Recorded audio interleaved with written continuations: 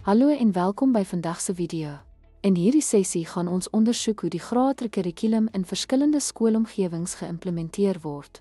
Elke skool bring sy eie konteks, hulpbronne en opvoedersterpunte, en om hierdie variasies te verstaan, help ons om die diversiteit in onderrigbenaderings te waardeer.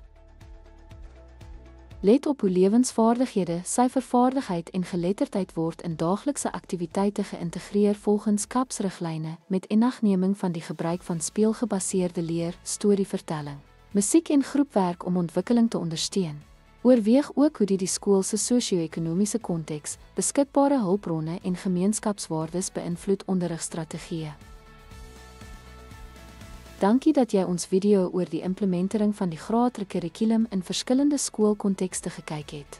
Die verkenning van hierdie werklike benaderings help ons om ons begrip van hoe jong kinders leer te verdiep.